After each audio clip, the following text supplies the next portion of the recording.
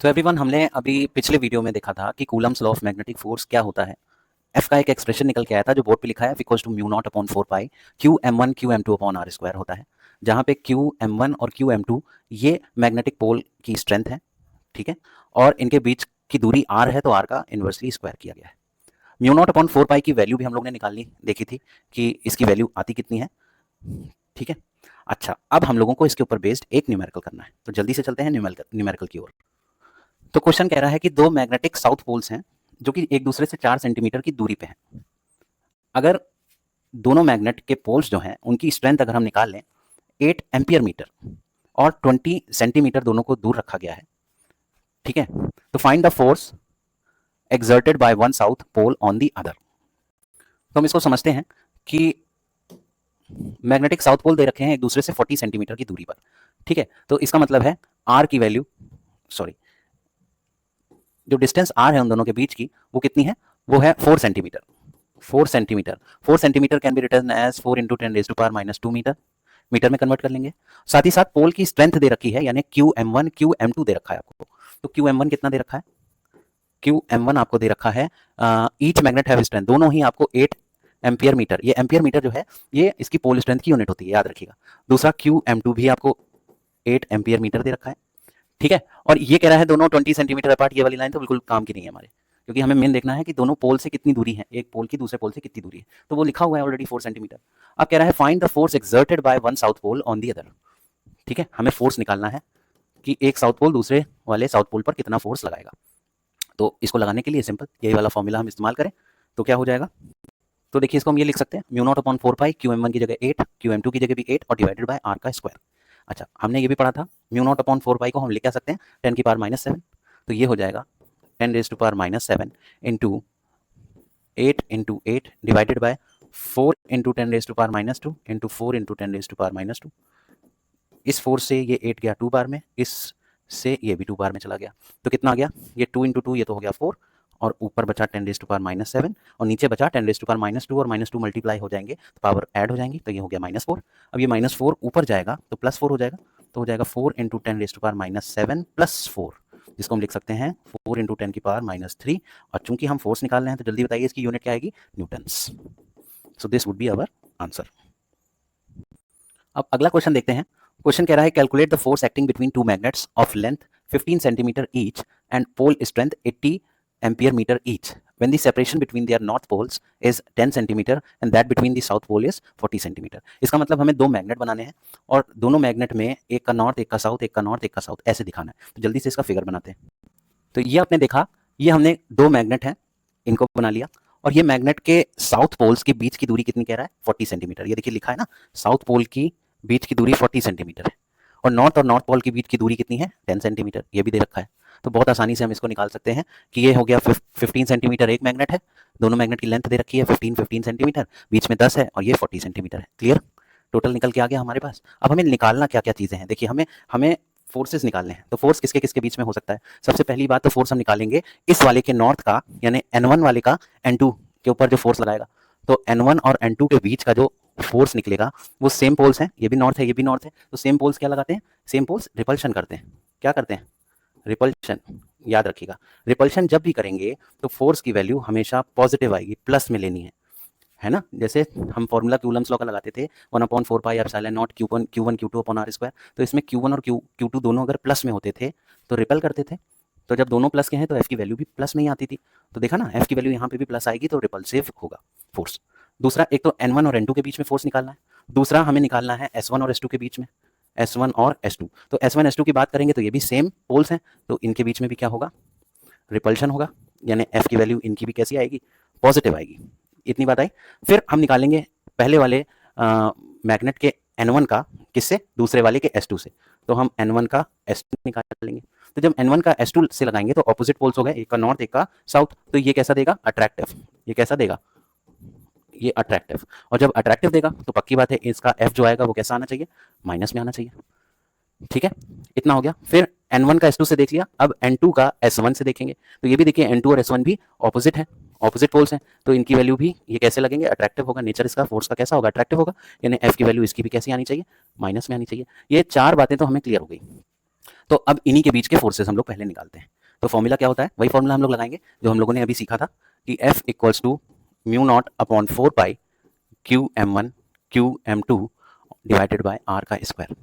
यही वाला फॉर्मूला हम लोग लगाएंगे। तो सबसे पहले हम F1 की वैल्यू लगाते हैं। F1 जो होगा, ये जो होगा इसका नाम हम F1 रख देते हैं। Let this be the name F1। ठीक, F1 लगाएंगे, फिर S1 S2 के बीच F2 लगाएंगे, फिर N1 और S2 के बीच F3 और N2 S1 के बीच F4। ये चार forces F1 F2 F3 F4 हम लोगों को निकालने हैं। तो सबसे पहले जब हम F1 लगाएंगे तो फॉर्मूला वही हो जाएगा, mu not upon 4 pi into Q M one Q M two upon are square. यानी Q M one M two, इसकी वैल्यू हम लोगों को 80 और 80 दे रखी है। ये देखिए कह रहा है ना, पोल स्ट्रेंथ यहाँ पे देखिए लिखा हुआ है, ये पोल स्ट्रेंथ 80 AM, यानी कि हमारी क्यू एम वन की वैल्यू भी 80 है और क्यू एम टू की वैल्यू भी 80 AM है। ठीक है, ये चीज तो वैल्यू लगाएं डायरेक्टली। तो म्यू नॉट अपॉन 4 पाई, इसकी वैल्यू होती है 10 रेज टू पावर -7। ये तो हो गई हमारी म्यू नॉट अपॉन 4 पाई की वैल्यू। अब q M one Q M two की वैल्यू हमें मल्टीप्लाई करनी है, तो यहाँ लिखेंगे 80 इंटू 80 डिवाइडेड बाय, अब F1 में देखिए किसका किसके बीच का हमें लेना है, तो N1 और N2। F1 किसको दिखा रहा है, N1 और N2, यानी कि N1 और N2 के बीच की दूरी लेनी है। तो अब इस फिगर में देखिए, इस फिगर में N1 कहाँ पे है, ये है हमारा N1, ये है हमारा N2 और इनके बीच की दूरी 10 सेंटीमीटर है। तो 10 सेंटीमीटर को हम मीटर में लिखेंगे तो हम क्या लिख सकते हैं, 0.10 मीटर। 100 से डिवाइड करेंगे तो 0.10 आएगा। उसी तरह से S1 और S2 के बीच की दूरी 40 सेंटीमीटर है। तो 40 सेंटीमीटर को हम क्या लिख सकते हैं, इसको हम एक सेकेंड थोड़ा सा ऊपर करते हैं, इसको हम लिख सकते हैं 40 सेंटीमीटर को 0.40 मीटर। ये हो गया है ना। अच्छा, और ये देखिए S1 की N2 से दूरी अगर निकालेंगे तो S1 की N2 से दूरी होगी 15 + 10 यानी 25 सेंटीमीटर। तो 25 सेंटीमीटर को भी हमें निकालना पड़ेगा मीटर में, 0.25 मीटर। सबकी वैल्यूज निकल आई। तो जब हम F1 की वैल्यू निकालेंगे तो 10 की पावर -7 ये म्यू नॉट अपॉन 4 पाई की वैल्यू इंटू QM1 QM2 यानी 80 इंटू 80 और डिवाइडेड बाय F1 में N1 N2 की दूरी जो है वो हम रखेंगे। तो N1 N2 की दूरी कितनी है, 10 सेंटीमीटर, यानी इसको कन्वर्ट कर लिया 0.10 का होल स्क्वायर। इसको जब हम सॉल्व करेंगे तो वैल्यू हमारी आएगी 0.064। कितनी आएगी, 0.064 और न्यूटन में आएगी। ये हमारा निकल के आ गया वो फोर्स F1 जो कि N1 और N2 के बीच में है। उसी तरह से हम F2 निकाल लें। F2 फोर्स की वैल्यू निकालने के लिए सेम वही formula, mu not upon 4 pi यानी कि 10 raise to power -7 into QM into, इसके लिए भी सेम 80 इंटू 80, तो 80 इंटू 80। और F2 निकालने के लिए इसके बीच की दूरी कितनी है, F2 है किसके किसके बीच की दूरी, F2 है S1 और S2 के बीच की दूरी। तो S1 और S2 का डिस्टेंस है कितना, 0.40, 0.40 का स्क्वायर। यानी इसको जब हम सॉल्व करेंगे तो ये आएगा 0.004 न्यूटन्स। ये आएगा हमारा F2। ठीक है, उसी तरह से हम यहाँ पे निकाल लें F3। तो F3 को जब हम निकालेंगे तो F3 के लिए भी वही चीज़ करेंगे, 10 raise to power -7 into 80 divided by r square. अब F3 किसके बारे में बता रहा है, N1 और S2 के बारे में बता रहा है। तो N1 और S2 के बीच की दूरी कितनी है, तो N1 से S2 के बीच की दूरी है 15 10 25, तो 0.25 का होल स्क्वायर। F3 की वैल्यू को जब हम सॉल्व करेंगे तो F3 की वैल्यू आएगी 0.01। ये हमारा F3 निकल आया। ठीक, थोड़ा सा स्क्रॉल अप करना पड़ेगा, जगह नहीं है। अब यहाँ पे हम निकालेंगे F4 की वैल्यू।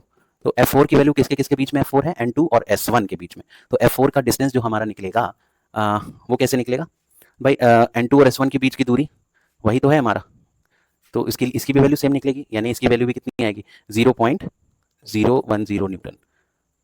ये हमारा निकल गया F4। ठीक है, तो अब एक चीज देखें, टोटल रिजल्टेंट फोर्स निकालते हैं हम लोग। क्या निकालेंगे, रिजल्टेंट फोर्स।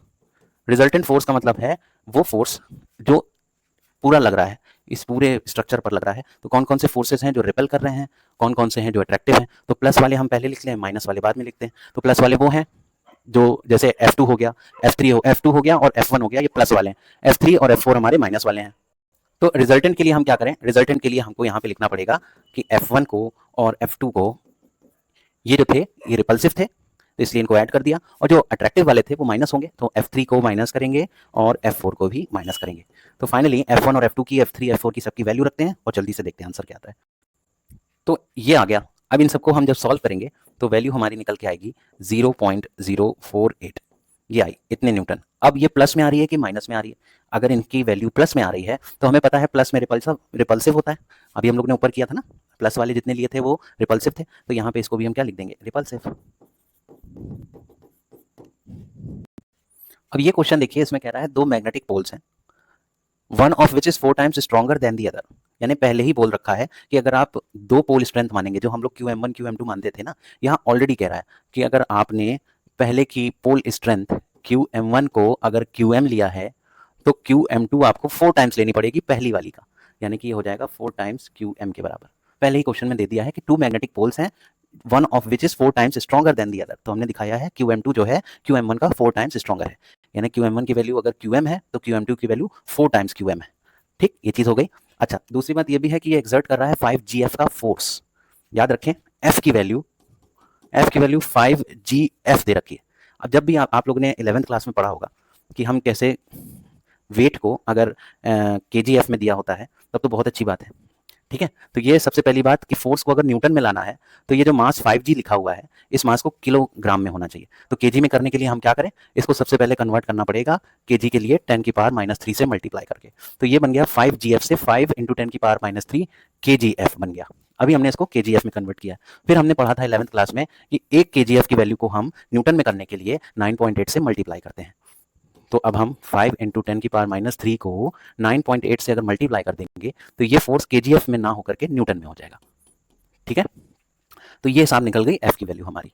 अब कह रहा है when placed at distance of 10 centimetre, distance कितना है, यानी R की वैल्यू कितनी है, इनके बीच की दूरी कितनी है, 10 सेंटीमीटर है। 10 सेंटीमीटर को हम लिख सकते हैं 0.1 मीटर या 0.10 मीटर, एक ही बात है। ठीक, अब हमें निकालना क्या है, हमें निकालना है QM की वैल्यू, यानी QM1 और QM2 की वैल्यू निकालनी है। तो दोनों के लिए अगर हम QM निकाल लें तो हम यहाँ पे रख के QM1 QM2 निकाल सकते हैं। तो सबसे पहले कूलम्स लॉ लगाना पड़ेगा। कूलम्स लॉ ऑफ मैग्नेटिज्म कहता क्या है, F की value μ0/4 QM1 QM2 divided by R² के बराबर होनी चाहिए। This is the value of F। ठीक, अब बहुत सिंपल हो गया। आपको क्या करना है, इस F की जगह ये रख देना है। तो F की जगह हम कितना रखेंगे, 5 × 10⁻³ × 9.8, ये F की जगह रखा।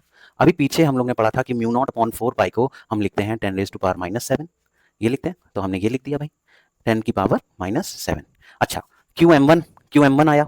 अब इसके बाद QM1 लिखा है, QM1 कितना है, QM है, तो यहाँ पे हम लिखेंगे QM × QM2, तो इसकी जगह भी हम QM लिख देंगे, इसकी जगह 4 QM लिखेंगे क्योंकि ये 4 QM है ना, डिवाइडेड बाय R²। R की वैल्यू कितनी है, 0.1 है, तो 0.1 का होल स्क्वायर करना पड़ेगा।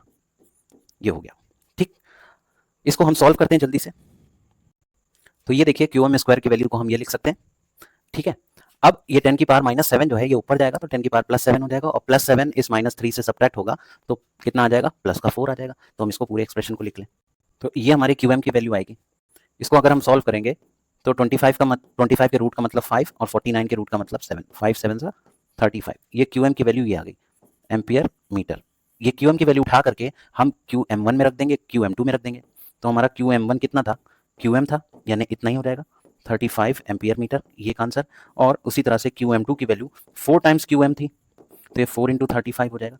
तो 35 को 4 से मल्टीप्लाई करेंगे तो 17 2 140, एक ही आंसर आ गया। तो देखा आपने इस तरह से कैसे न्यूमेरिकल्स को किया जाता है।